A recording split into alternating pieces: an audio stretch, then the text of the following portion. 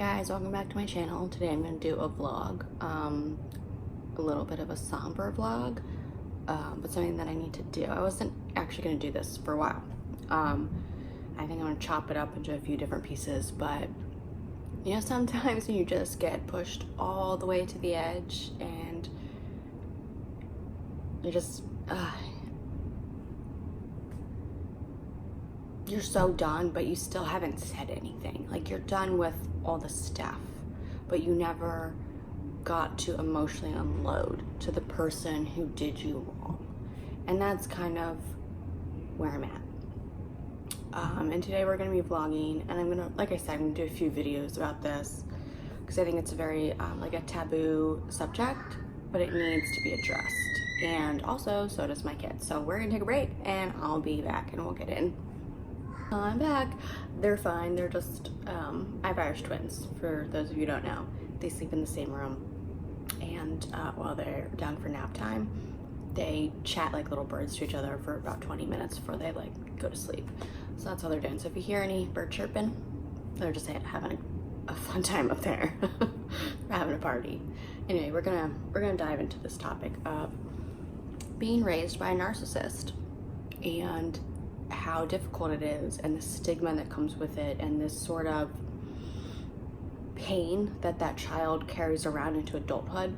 Because I think, unfortunately, for kids that are raised by narcissists, they're sort of, without being directly told they're wrong, they grow up in an environment where they're groomed to believe, like, no one's gonna believe you, no one's gonna think that I'm a bad person, I'm clearly a good parent, you're delusional, you're crazy, you're dramatic. And so they know it. Like, I grew up knowing what I was experiencing was wrong. I knew that. I knew as soon as I had my firstborn child, I knew that I would never parent him the way that I was parent. I'm not talking about like little things that it's like, well, you know, my parent gave me this kind of food, and I'm, you know, like little things, like just normal things. It was emotional things. It was how to love someone. And sure, you can say there's a multitude of ways to love a child, but if there's no love there, then why do you have children? And that's part of it. That's part of this problem, is that there isn't love there. You don't berate someone, you don't insinuate that they're gonna get pregnant by the time they're 16 if you love your child. You don't say to your child day in and day out, you're just like your father, and then tell that child that their father is a drunk and a psychopath and a bad person and a cheater and an abuser, and then sneer at them and say, you're just like your father. Like, whoa. So I'm a bad person, and then you also know that that parent hates your father, so do you also hate me? Like, those are the things that you hear. It's emotional abuse. Let's stop sugarcoating stuff here. It's emotional abuse, and people that are raised by narcissistic parents, they experience emotional abuse. Maybe not day in and day out, but they do, for probably 80% of living with that parent. And it's very well hidden, and that's the problem, is it's so well hidden. So I remember growing up, you know, knowing that what I was experiencing was so wrong on so many levels, but feeling like even if I reached out to someone, which I didn't really have a lot of people to reach out to anyway, no one would believe me, because who's gonna believe the child who the parents spent a lot of time saying really bad negative things about anyway to any other adult that maybe I would have reached out to? Who would believe the bratty, spoiled, materialistic, mean, I had temper tantrums, I was crazy, I should be put away in an institute? Like, who would believe that child over the parent, right? Especially when it's so well hidden. The mask was so well placed that when it did slip, it felt like a victory to me, because it was like, see, I knew it. I knew that I wasn't crazy. I knew that I wasn't wrong in thinking this. I knew that I was right. And I didn't want to be right. And that's the thing, is like, I didn't want to be right. I didn't want to have that person raise me. And I did.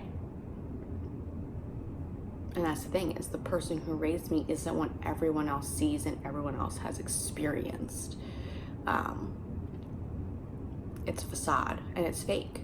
and it hurts, and it's incredibly painful, and you grow up thinking that you're never good enough, you're never going to achieve anything, that you're not loved, that you're not worthy of being loved. It was a very painful lifetime, and it carries through, and then you have to muddle through all that crap as an adult and figure out how to accept that you actually are worthy of being loved, that you are smart and you can achieve something and you can do something. I can't even tell you the amount of times that I just stopped trying because I knew from being programmed with being told that basically like, I can't do this, you can't do this, you're not good enough, you can't do that. So I would just stop. And that's the thing, is as a child, you're like programmed to believe all this like incredibly toxic, negative stuff about yourself. And that's all you know, that's all you're surrounded with. So sure, as an adult, you gotta kind of learn how to dig yourself out of that. But also it's really, really hard. And no one talks about it. It's so taboo because there's this sort of sensationalized, romanticized idea of mother, right? She's the ultimate everything. She's the rock star. She does it all. Mother's Day, you bow down to her. But there are really bad mothers out there. And it's like, you can't say that. It's I literally have people in my own family telling me like, she's your mother though. You need to forgive her. You need to let it go. Time is short. And it's like, well, so what? She adopted me, and that then gives that person the right to basically like take away from me as a person with every chance they get. How does that make sense? How does that make sense to anybody? If it was anybody else, you wouldn't associate with that person, but because she has the name mom, you just let all that go? No. And I know that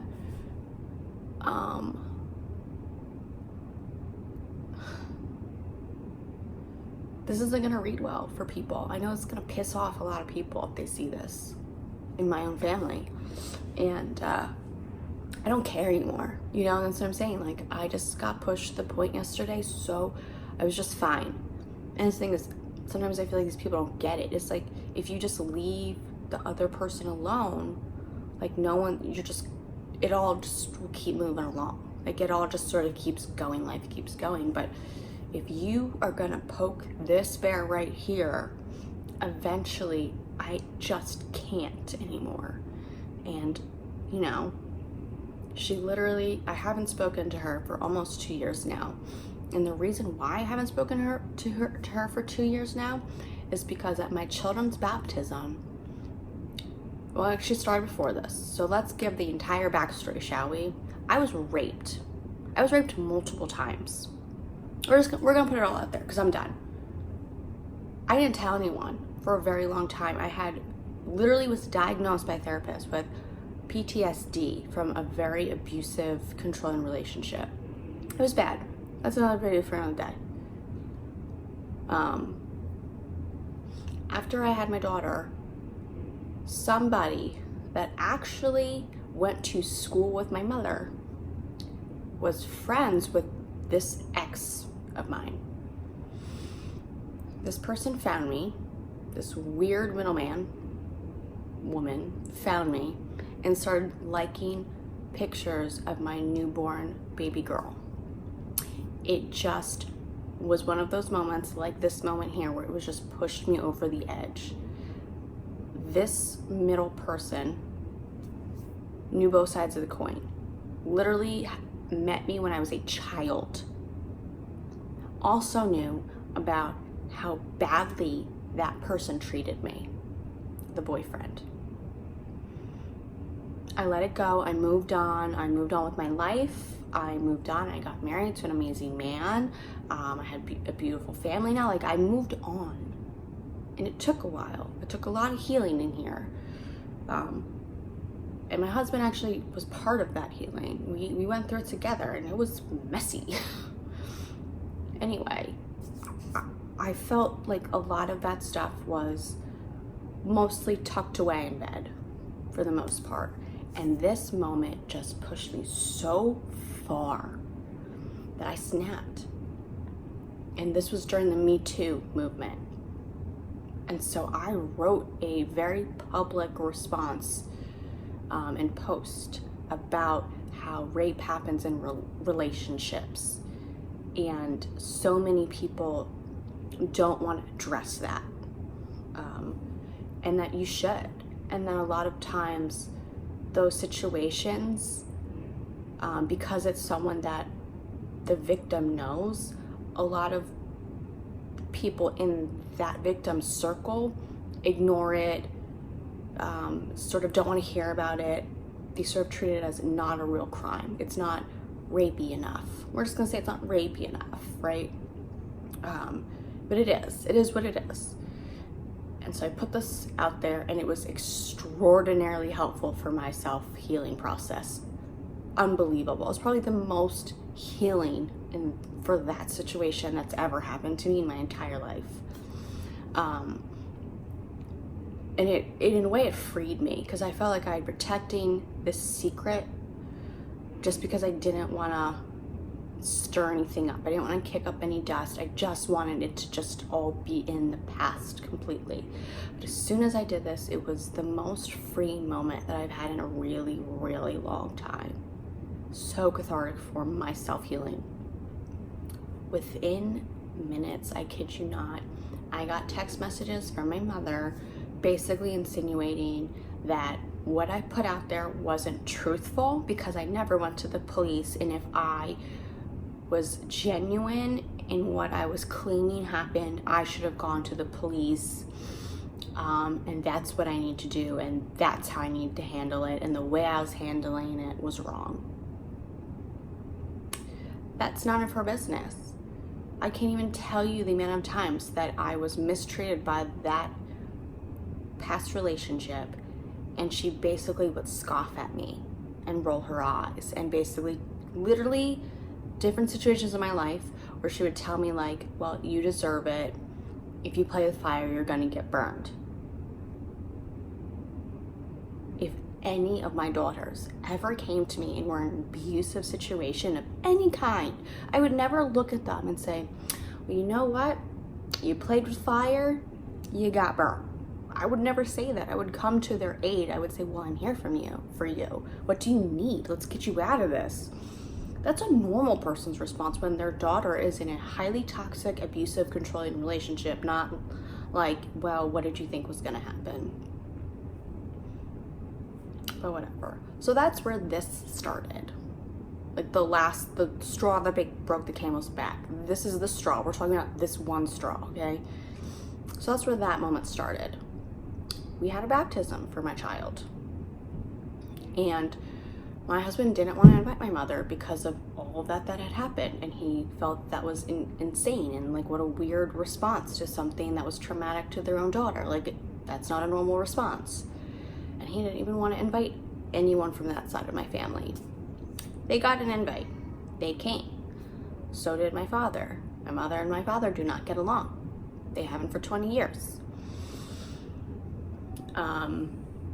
And basically she came, she acted like nothing was wrong. She acted like she had done no wrong. She expected to be, treated with kid gloves, and I didn't. I was over it. It wasn't her day. It wasn't about her. It was about my children on that day, and a baptism, and my husband and our new family. That's what it was about. That's it. We then go to brunch. She literally never tried to interact with my new child at all at that day. It was like not important. We didn't really talk. We briefly talked. It wasn't a big deal, but we were in a restaurant and it was 2 tables, and I just sort of got there first and unloaded all my stuff and sat down or whatever, and then her and her parents and my brother and sister came, and they sort of sat at the other table, but like no one said they just sit. They were literally one of the first people there. They could have sat anywhere. It wasn't that serious. She chose to sit as far away as you could be. Whatever, it is what it is. My dad sat across from me. My grandparents on his side sat at the same table, and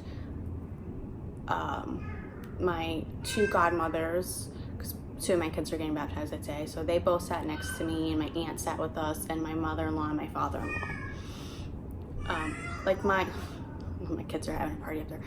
My husband's own twin didn't sit at that table. He sat literally sort of like parallel to his own twin, but it wasn't a big thing. It wasn't like anyone was taking a jab here. There's no ill intent. It was just we had a large group and there was two tables. Like, that's all it was. It wasn't that serious. So we all sat and we ate, because that's what you do. All right, it wasn't like a private venue. It was a restaurant, and we sort of had our own space, but I mean, it's not like there was a dance floor and there was like, you just sat and ate. It wasn't that serious. Whatever. So we're wrapping up, and actually at this time I was pregnant with my third, and we were going to announce it. I was so excited because we had everyone there. I've never had this happen ever. We had everyone there. We were going to do an announcement. We were getting ready to do the announcement. Well, Isabella, at the time she's about three months or so, she just had enough, and babies get like this, and she was freaking out, having a meltdown.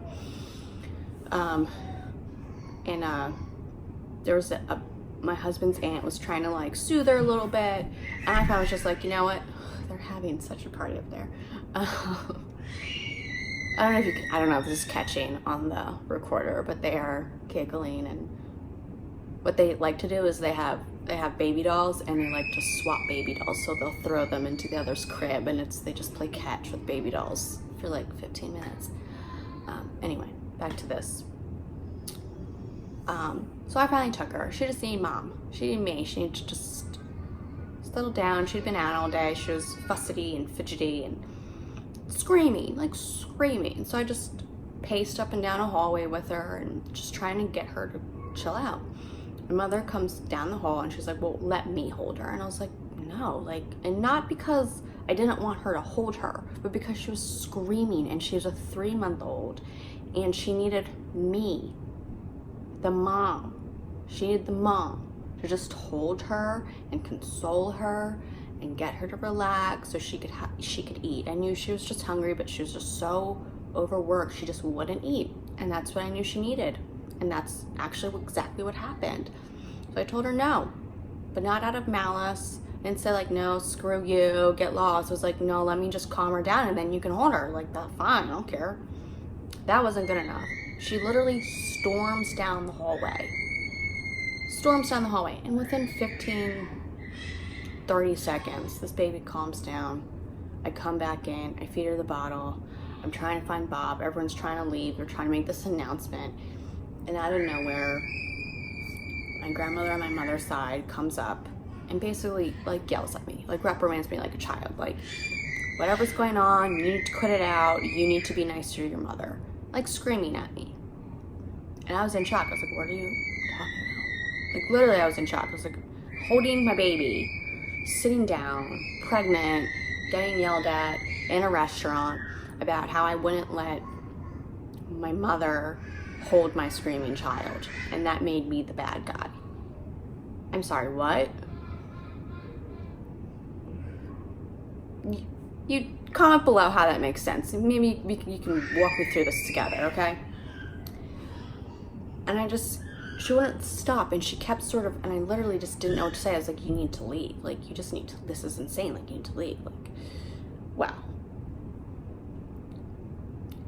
So, all of a sudden, my mother and her mother start going up and down this hallway and are screaming and yelling at me, at my husband.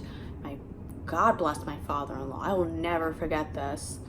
But he literally was just like sitting like across from me and just telling me like, it's okay, like, you're fine, like, we're here, like, we're gonna take it, like, don't even. I was hysterically crying at this point, in shock. I was in shock, hysterically crying, shaking, like not my brain was not understanding what was happening. And like literally everyone around us was like, what is happening here? Like, this is insane. This is like Jerry Springer style stuff.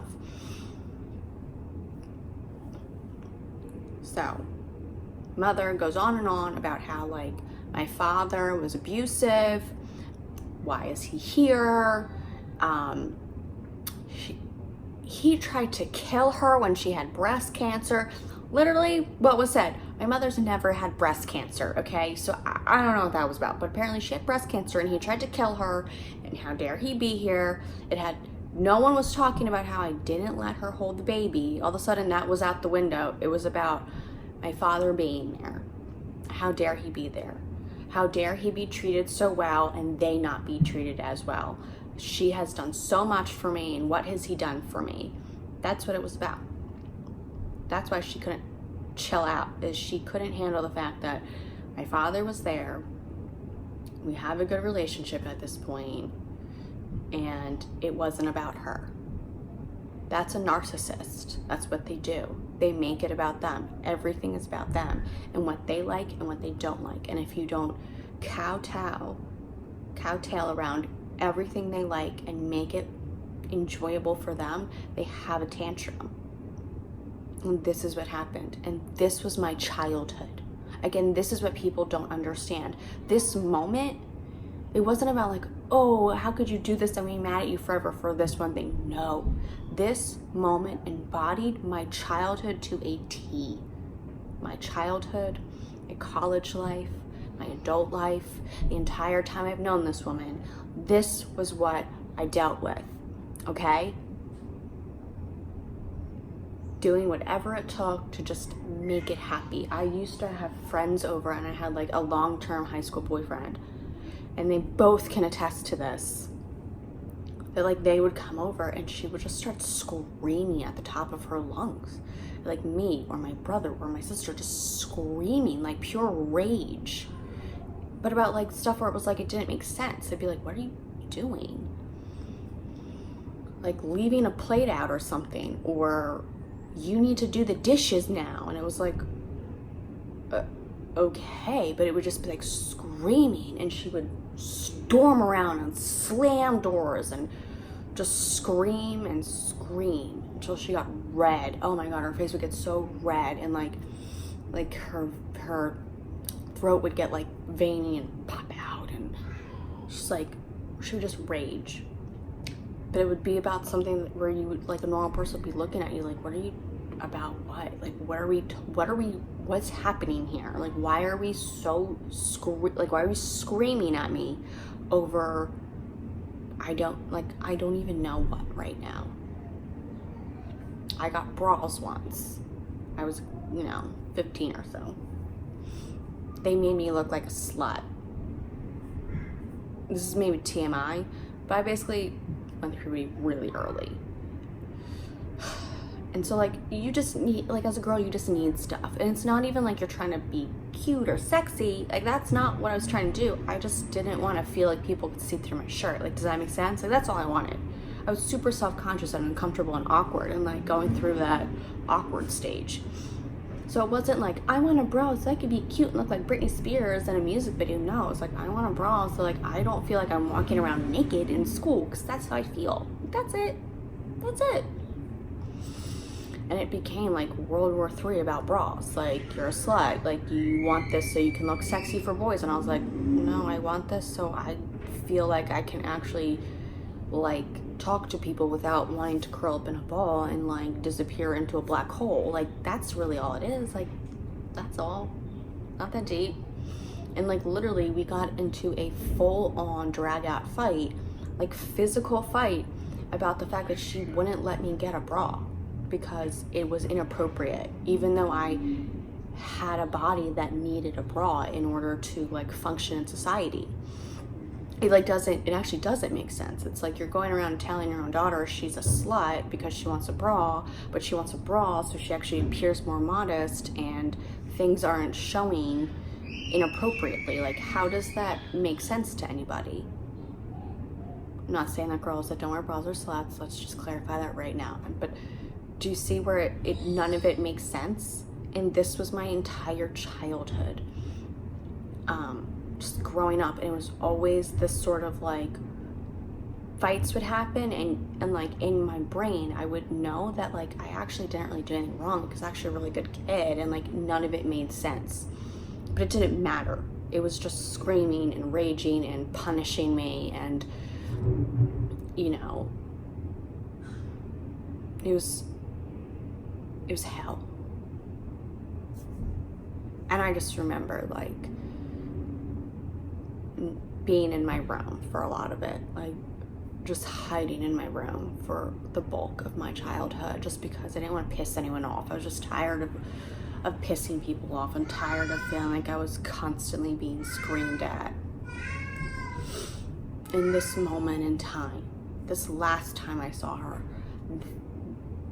it embodied all of that. And it was like a showcase to everyone that maybe didn't understand that, like, see what just happened? See how crazy that is? See how absolutely insane that is? How someone could essentially ruin a baptism because they felt like they weren't the star of the show.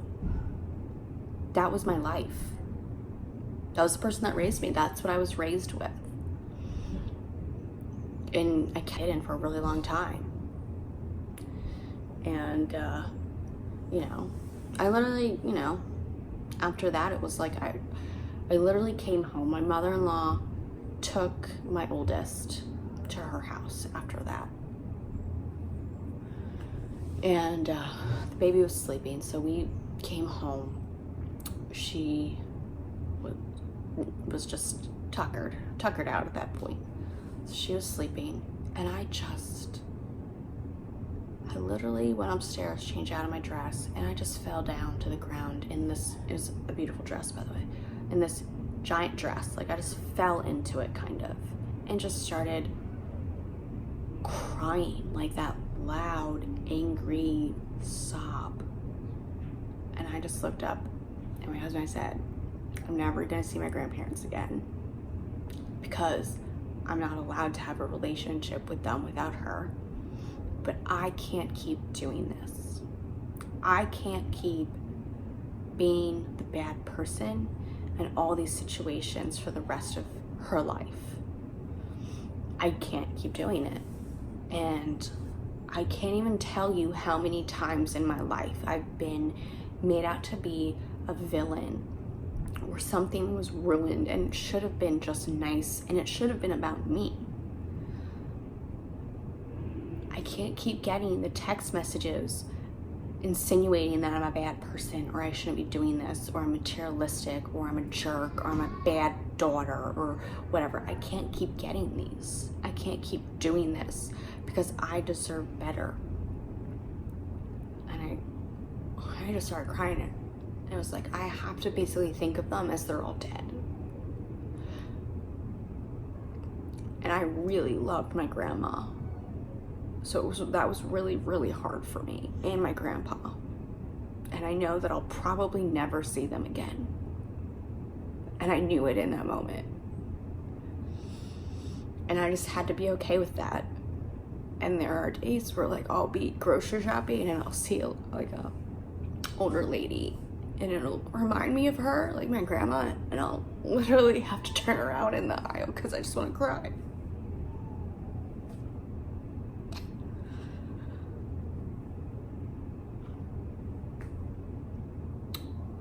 I was really close with them, and I tried so hard to keep all of that garbage separate.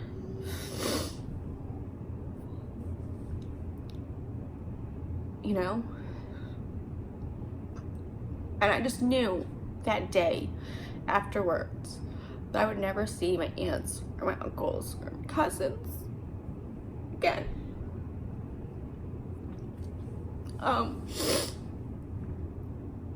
And it broke me in a way, but it also made me stronger because it made me realize that I deserved more and better. And as painful as all of that was, since I've cut off contact with my mother, and unfortunately everyone else sort of, by default, not by choice. And that's what sucks, is that all of those people that I care about that I don't speak to anymore, it's not because I want to, it's by default.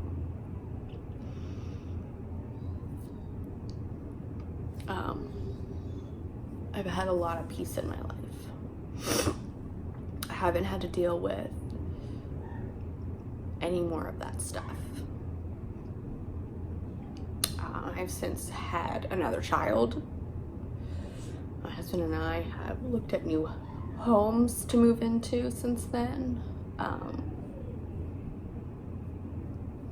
I haven't had a mother to be part of that with me. And that's really hard too. I've actually found my biological family since then.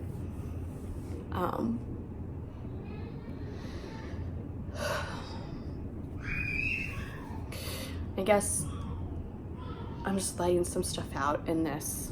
I'm gonna wrap it up a little bit because they're having, I don't know, it's comedy hour up there. I don't know what they're doing, but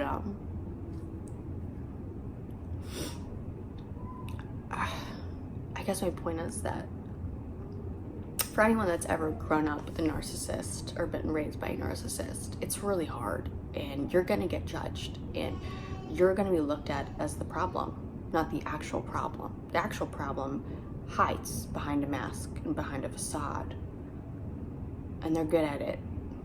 They're very good at it.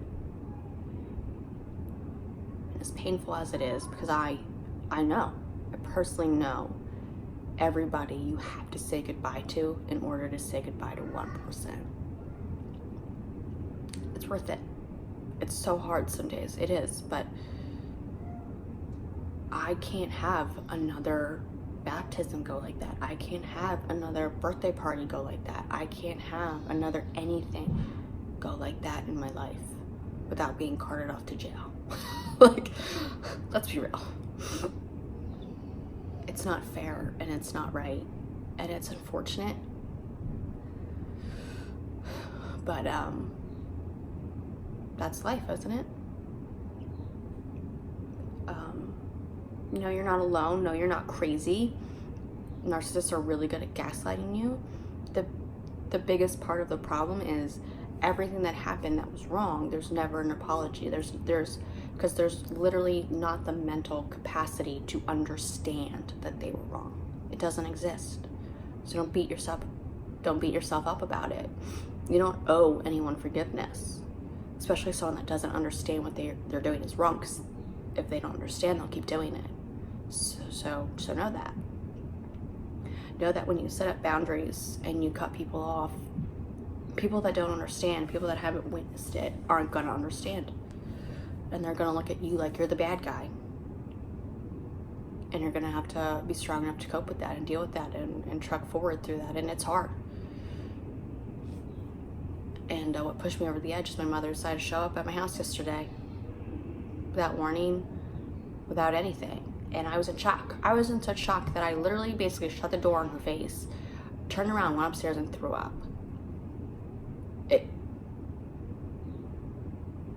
Why are you here? I don't even know what I said. I literally don't even know what I said. I don't know what I did.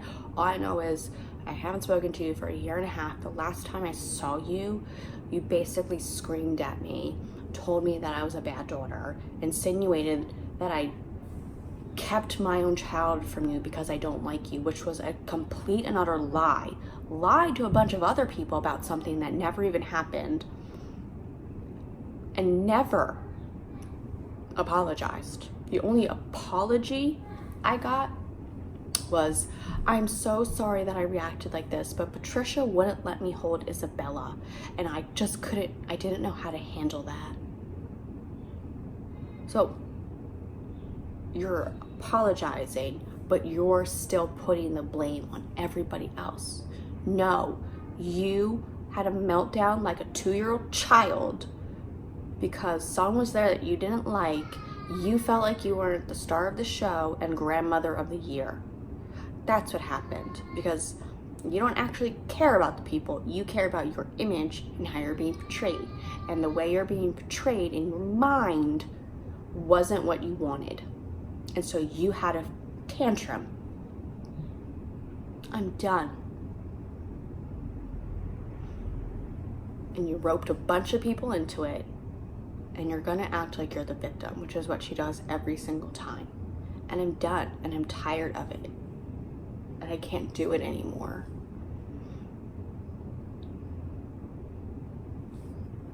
And you know what? I did find my mom, and even though she isn't still here,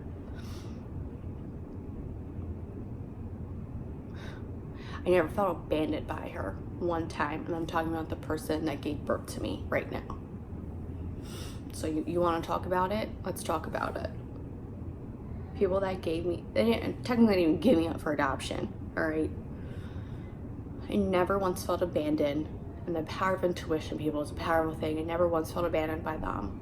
I felt more abandoned by the people that raised me than my biological parents ever. So maybe that should tell you something.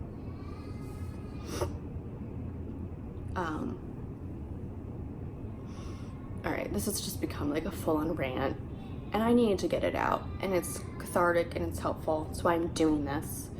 I'm gonna do like a part 2 and more like factual stuff, because I know this is a big thing. You know, I literally have girlfriends that we like joke that our mothers could be interchangeable because they're both so nasty.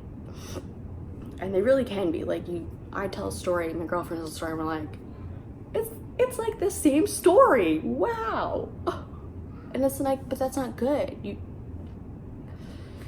So being raised by a narcissist is painful, troubling. It's hard because no one believes you. You feel very alone. And I'm going to be doing a part 2 about it. Just, I think more like maybe less personal, less story time, and more based in like coping. And I have some really good books here that I read that definitely, oh my god, they helped huge. So I'll be kind of maybe like talking about these books and everything else, but this is part 1. It's messy, it's long-winded, it's rambly. You got babies in the background laughing it up. I cried. God. I'm sitting on the ground crying. Who do I think I am? Am I Shane Dawson? Like, what is happening? But it's real. And it needed to be done. So that's that. And I'll be doing some fun stuff soon. I'll be doing some fun stuff in between part 1 and part 2 of being raised by a narcissistic parent. So look for some fun stuff the next like 2 or 3 days. I might be doing a unboxing, so that'll be fun. But anyway, I'm gonna go drink some tea because I ran out of coffee. So, all right, guys, thanks. I know this was like an hour-long video. If you're still here, I really appreciate it. Thank you so much. Subscribe, comment, interact, all that good stuff. I'm gonna go with that.